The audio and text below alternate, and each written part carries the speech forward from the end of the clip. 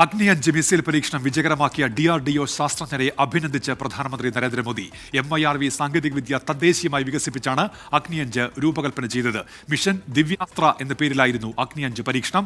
രാധാകൃഷ്ണൻ ഡൽഹിയിൽ നിന്ന് വിവരങ്ങളുമായി ഇപ്പോൾ ചേരുന്നുണ്ട്. RK, വലിയ നേട്ടമാണ്. എന്തൊക്കെയാണ് വിവരങ്ങൾ?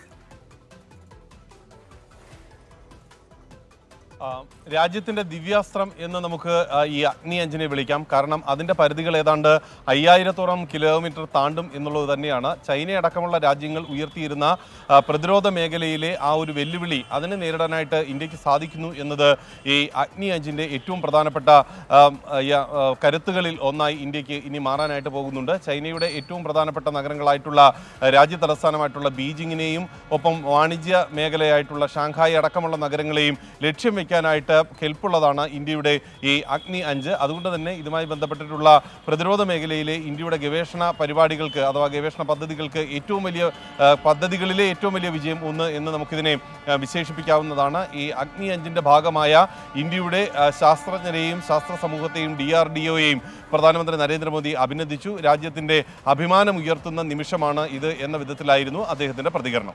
ശരി, RK. രാധാകൃഷ്ണനാണ് ഡൽഹിയിൽ നിന്ന് വിശദാംശങ്ങൾ നൽകിയത്.